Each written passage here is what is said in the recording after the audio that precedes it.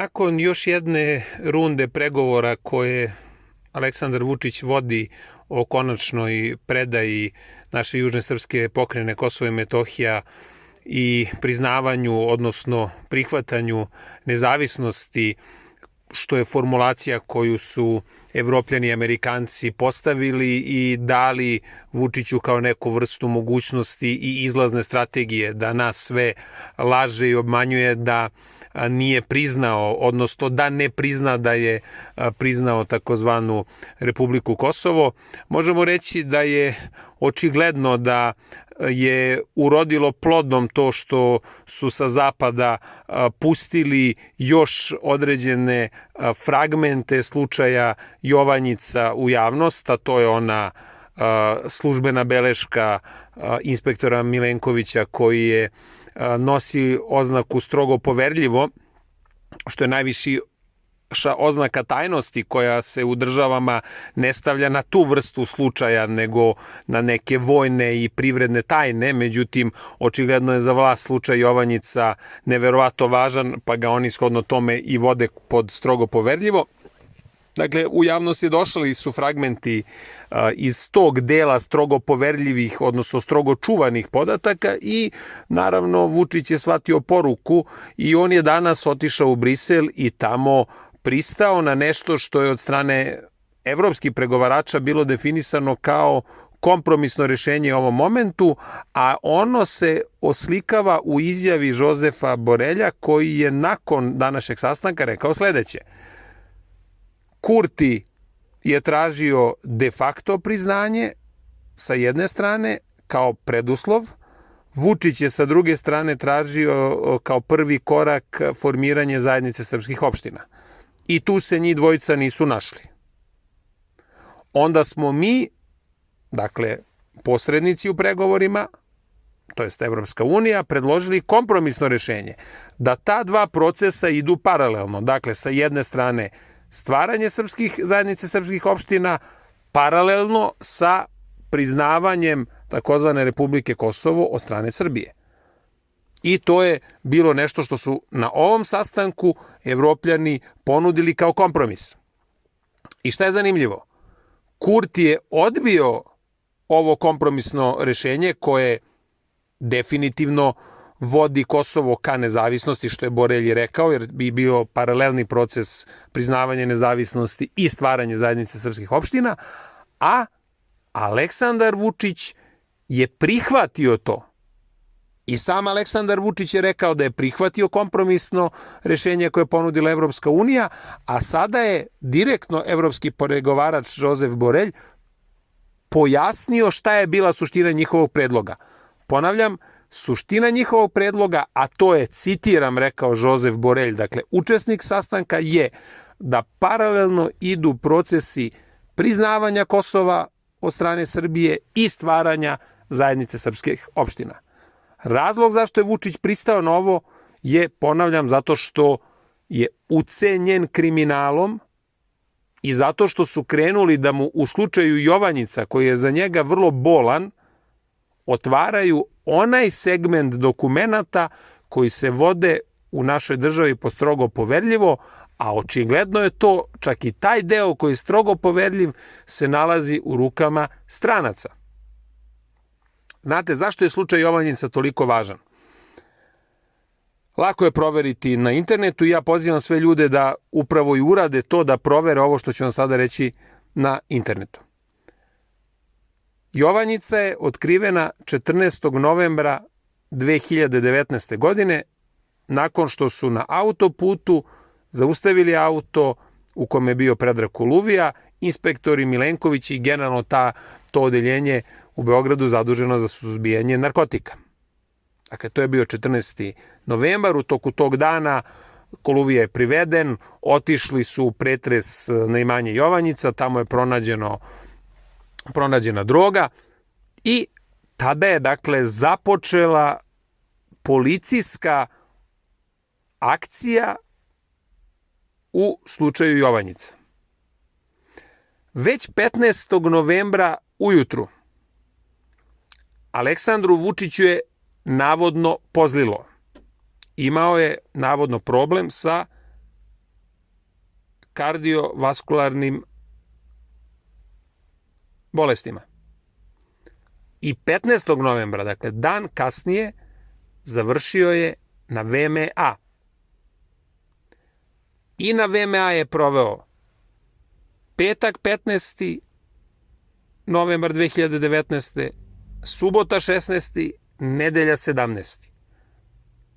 Dakle, trebalo mu je da dođe do daha i plašio se da i on sam lično ne bude uhapšen. Zato je pobegao na VMA.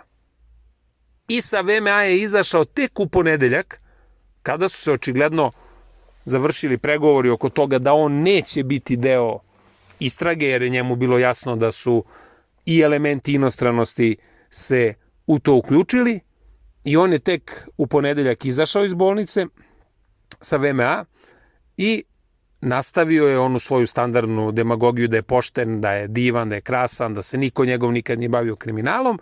Međutim, već od tada je on krenuo u proces pregovora o Vašingtonskom sporazumu. Sećamo se da je taj sporazum trebao prvo da bude potpisan u junu mesecu 2020. a onda je potpisan septembra 2020. godine. Dakle, i tada je Jovanjica bila argument u rukama struktura sa zapada da pritisnu Vučića i da ga guraju u pravcu priznavanja kosovske nezavisnosti.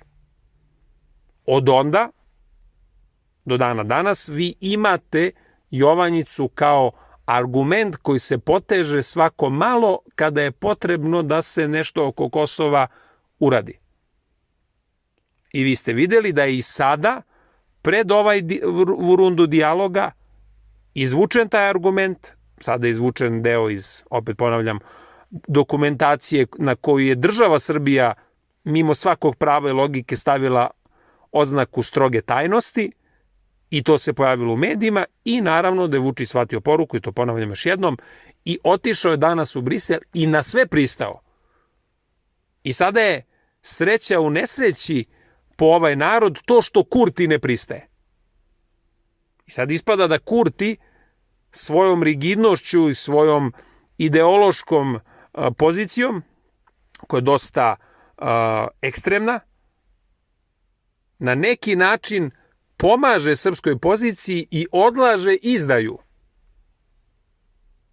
Međutim, postavlja se pitanje, a šta ako taj isti politički zapad izvrši određenu brzu izmenu na čelu privremenih institucija u Prištini i tamo dođe neko ko je spreman da potpiše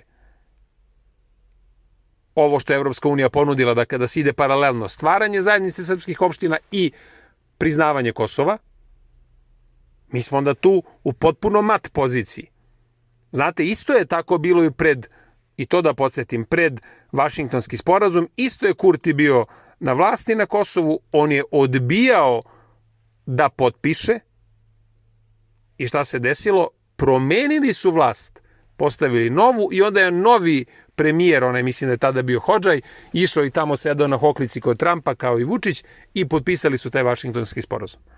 Dakle, moguće je da kod Albanaca izvrše na Kosovu brzu izmenu vlasti i tada smo mi kao država u potpuno mat poziciji. Ucenjeni Vučić na čelu, već prihvatio, ostaje dakle da druga strana prihvati kompromis, druga strana može da bude izmenjena u letu i da se desi najnepovoljniji mogući scenario po srpski interes na Kosovu i Metohiji i kad državni interes Republike Srbije na Kosovu i Metohiji, zato što su to dva u nekim samo segmentima zajednička interesa, a u nekim segmentima se interesi države Srbije razlikuju na Kosovu od srpskog nacionalnog interesa. Jer srpski nacionalni interes povezan i sa kulturom, i sa duhovnošću, i sa, ako hoćete, i mitskim elementom Kosova, sa čime sve država ne mora da ima veze, jer država ima svoje zakone, ustavnost i interese koji su u ovom slučaju više ekonomski, imovina, rudnici, jezera itd. itd. A sve to ukupno gledano predstavlja naš društveni interes na Kosovu u ovom trenutku. Dakle, mi moramo biti kao nacija svesni da nam je na čelu ucenjen čovek. Mislim, na ovim YouTube kanalima u alternativnom medijskom prostoru imate da mi koji se negde pojavljujemo to često naglašavamo. Pokušavamo ljudima da otvorimo oči, da ih na neki način dovedemo u saznanje da smo zaista u velikom problemu zbog toga što nam je vlast kriminalna, a ucenjena. I ne budemo li uspeli da iznađemo snage, a ja zaista smatram da je to jedino moguće kroz najširi mogući opozicioni front svih onih snaga koji su spremni da brane minimalno ustavnost i zakonitost u Republici Srbiji. Jer država Srbija je ustavna zemlja. U Ustavu Republike Srbije piše o Kosovu i Metohiji da je to neotuđivi deo Republike Srbije. Da bi se on otuđio, jedino je moguće da se menja Ustav. A Ustav jedino mogu da menjaju građani Srbije, a Bogu hvala građani Srbije neće da ga promene jer ne žele da izbace Kosovo iz ustavnog poretka. I to je naša najveća brana i naša najveća snaga kao građana Srbije. Da uspostavimo logiku ustavnog patriotizma i pod tu logiku, da kažem, pod taj veliki šator ustavnog patriotizma mogu da stanu i ovi elementi politički, nacionalni, patriotski, kako god hoćete, koji češće naglašavaju mitske vrednosti Kosova, ali i ovi drugi koji se kunu, na primjer, u evropske vrednosti, u vladavinu prava i tako dalje, koji bi morali da brane u najmanju ruku princip da se pitanje Kosova ne može rešiti bez tog koncepta ustavnosti. I zato ako postavimo ustavnost i odbranu ustavnosti kao jednu od tačaka objedinjavanja svih ljudi koji se protive ovom ludilu koje nas je zadesilo, mi možemo napraviti na tome veoma široki front. Naredna tačka, koja je takođe vrlo značajna, jeste vojna neutralnost kao takva.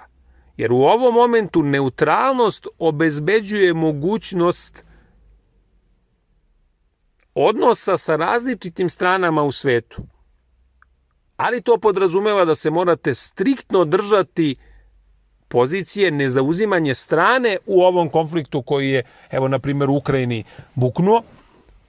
A to opet nas dovodi do toga da je Vučić delom ovu blagonaklonost koju u nekim fragmentima dobija od Evrope i Amerike platio odlaskom u Atinu nedavnim, rukovanjem i sastankom sa Zelenskim, kasnijim slanjem Ane Brnabić na Krimsku, na samit Krimske platforme i slanje svoje žene Tamare Vučić u Kijev na sastanak sa Zelenskim, sa njegovom suprugom i u Kijevsko-Pečarsku lavru, koja je oduzeta pre toga od kanonski jedino priznate crkve Moskovske patrijaršije u Ukrajini. Dakle, otete tako što su izbačeni najveći deo monaha i ona otišla čak i tamo na simboličko to mesto da stavi do znanja u ime svog supruga Aleksandra Vučića da je on snažno na strani Zelenskog i snažno na strani Ukrajine u sukobu, što je napuštanje neutralnosti. Jer ako niste otišli u Moskvu, ako niste vidjeli Putina, a nije uradio to, onda nema potrebe ni drugog u tom sukobu. Prosto to je princip neutralnosti.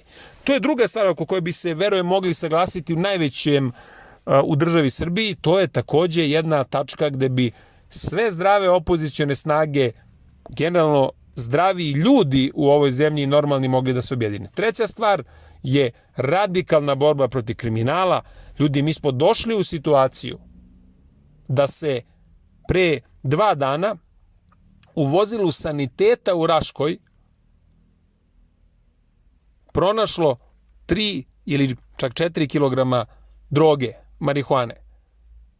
I ko zna koliko takvih konvoja je preveženo uz pomoć sanitetskih vozila.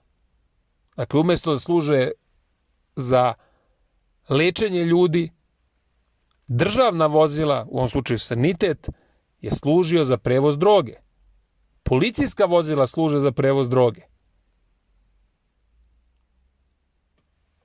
vladina vozila služe za prevoz droge.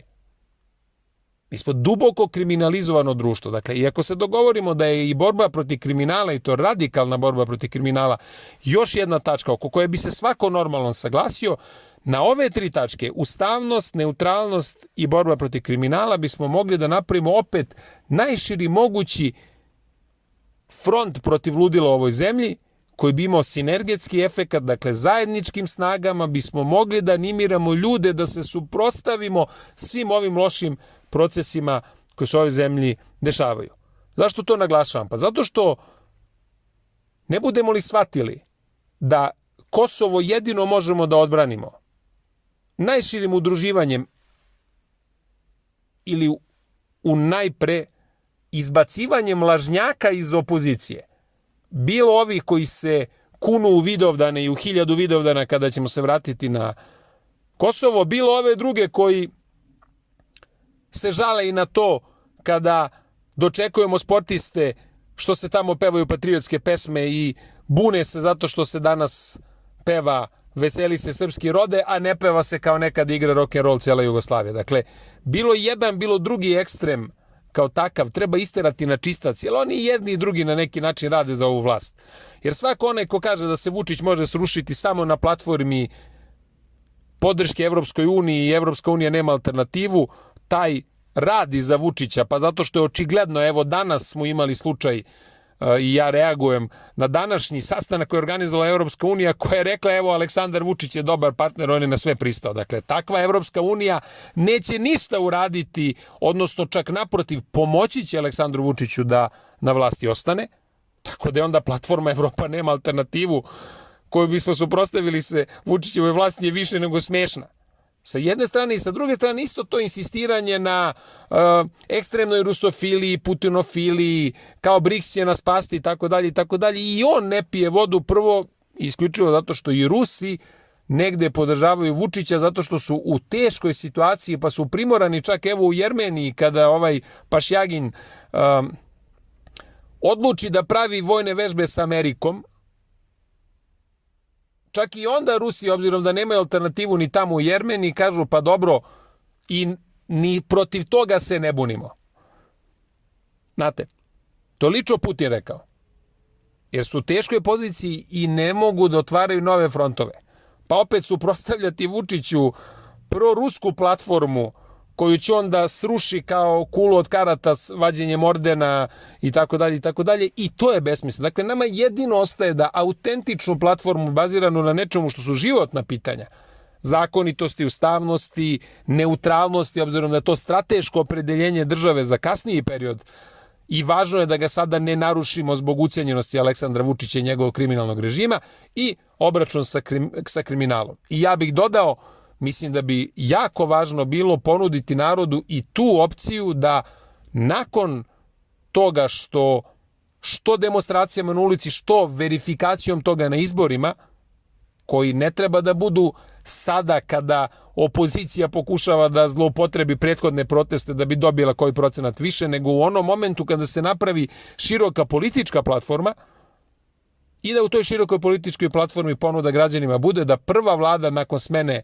ovog režima će biti isključivo sastavljena od stručnjaka iz različitih oblasti, energetike, medicine, sporta, obrazovanja, nauke, poljoprivrede, privrede i tako dalje i tako dalje. I to od onih ljudi, dakle, koji su stručnjaci, nisu, dakle, političari, a bili su spremni u ovom vremenu da podignu svoj glas, ono makar protiv aktualne politike u oblasti u kojoj su stručnjaci. Ako nisu, čak, eto, neki se nisu bunili protiv Vučića, ali se jesu bunili protiv politike koju vlada sprovodi, na primjer, u kulturi, u redu i oni su kandidati koji bi mogli da budu na vlasti nakon smene ovoga režima. Dakle, ljudi, moramo shvatiti da su brojni loši procesi ušli u završnicu, a sa druge strane da se otvaraju brojne pozitivne mogućnosti pro ovo društvo i državu i da jako loše bi bilo da mi prodamo svoju poziciju sada kada su se otvorile mogućnosti i za nešto dobro u perspektivi. Zato je važno, dakle, sada ukočiti, kao društvo moramo da zakočimo, kao društvo moramo da pokažemo da mi nismo mrtvi, nego da smo mi spremni na borbu A ta borba jedino može ukoliko se napravi, ponavljam, dovoljno široka opoziciona platforma pod koju može da stane najveći broj ljudi u Srbiji. I zato je važno, dakle, vi, ljudi kojima je patriotizam jako važan, ali da znate da je matematika u politici neumoljiva i da nije dovoljno samo onaj broj ljudi koji su sa patriotske strane protiv Vučića da bi se on oborio, kao što nije dovoljan i samo onaj koji je sa te liberalne građanističke strane.